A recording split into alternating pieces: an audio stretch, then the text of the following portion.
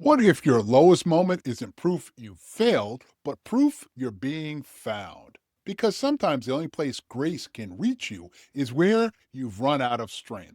Let's talk about it. Paul doesn't get the relief he's asking for. He gets something deep, grace. That doesn't remove the thorn, but redeems it. This isn't a story about overcoming through willpower, but surrendering through faith. God's power isn't displayed through polished success. It's revealed in the cracks, in the people still standing only because grace is holding them up.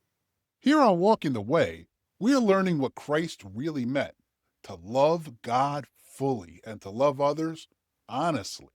Vaughn used to lead a youth ministry.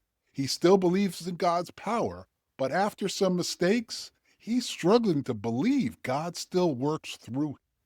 Today, he takes a walk that brings that question painfully close to him. I don't usually walk down this block anymore, not since everything fell apart. It's a Saturday afternoon, sunlight bouncing off car hoods, and I'm just trying to get to the deli. I didn't even think about what street I turned onto until I heard it. The laughter, the guitar, someone leading a game through a megaphone. The church, my old church. I stop across the street. The youth group's out front, same corner I used to stand on every weekend. Different leader now, younger, loud, confident. I can hear the music the way it used to echo off the brick. For a second, I feel it again. That rush, that calling, and then the voice in my head cuts through. You blew it, man. You don't get to come back here. So I keep walking. But halfway down the block, I stop again, because the verse I've avoided thinking about, Paul's Thorn, God's "my grace is sufficient," comes back to me. What if this ache isn't punishment? What if it's proof that he's not done with me yet? I lean against the lamppost, eyes closed, and whisper, "Then help me believe it, Lord." That's Vaughn's story, and maybe it's yours too.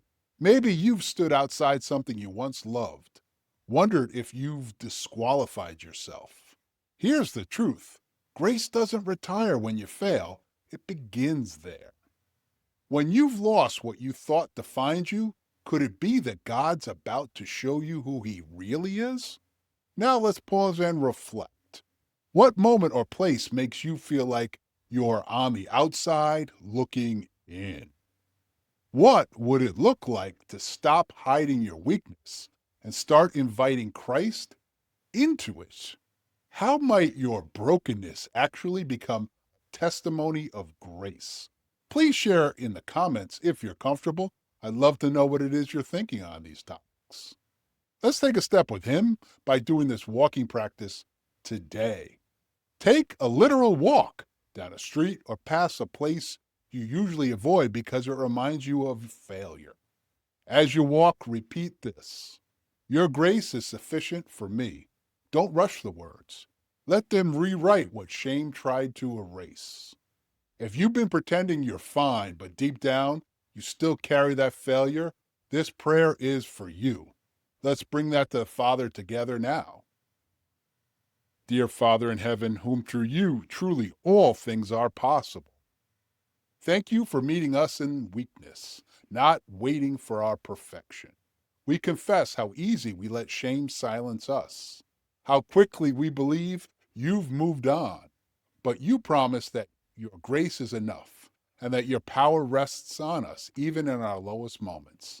Please help us see our scars as reminders of mercy, not disqualification.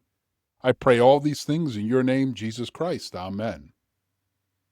Sometimes prayer feels impossible when you feel unworthy, but God's not waiting for you to have it together. He's just waiting for you to talk to Him.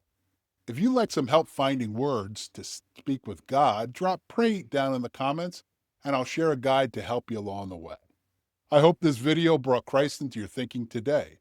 And if you're learning to let grace meet Him in your weakness, let's go watch this next video together. I'll see you over there.